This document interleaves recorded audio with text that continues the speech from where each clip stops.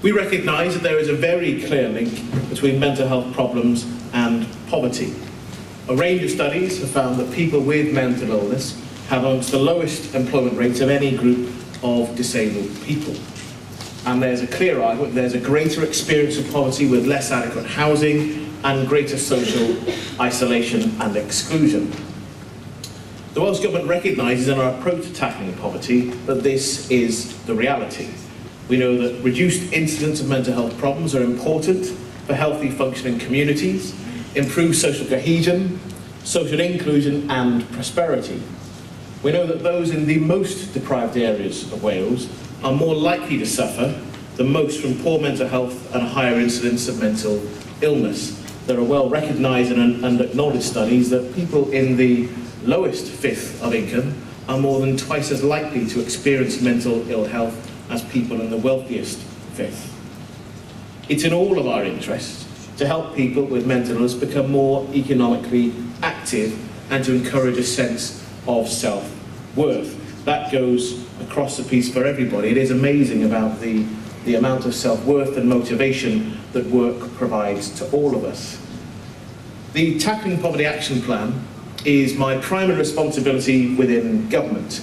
It draws together all of the different responsibilities right across government and tries to set out in one place a coherent approach to tackling poverty in Wales. Importantly, it has milestones and targets that support the delivery of better outcomes for families living in poverty. Now, the targets and milestones have a strong focus on preventing poverty in the longer term, as well as helping people into work and mitigating the impact of poverty. The targets and milestones relate to individual policies and programmes that are being delivered across the government. Now, the important thing about having the targets and the milestones is that we don't just set clear objectives to measure the way we make a difference. We also ensure that there's an element of scrutiny so that we can be held to account for what we're doing. We know that the UK draft child poverty strategy sets out a range of different measures and fields of importance for the government to act. We can argue about whether they've got the right policy prescription, but it's difficult to know what success looks like because there are no targets, milestones or objectives within that plan.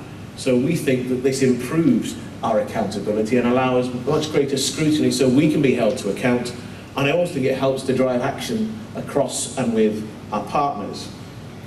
To aid that, we also report on progress each year on the action plan, and I'll publish that report in July this year. Now, the plan demonstrates our commitment to use all of the levers available to the Welsh Government to tackle poverty and address the root causes of deprivation. I've got direct responsibility for 3 of the principal anti-poverty programmes within the Welsh Government. That's Flying Start, Families First and Communities First. Now, we know again there's a whole range of evidence that demonstrates that helping people to improve their parenting skills helps to improve the mental health of the parents themselves, as well as helping to provide a better start for their children. It improves the behaviour and long-term life chances of those children. Infants who experience positive and secure attachment have the best foundation upon which to build their future emotional and mental well-being. Improving the emotional health and well-being of children through individual and family support is a priority that runs through each of those programmes.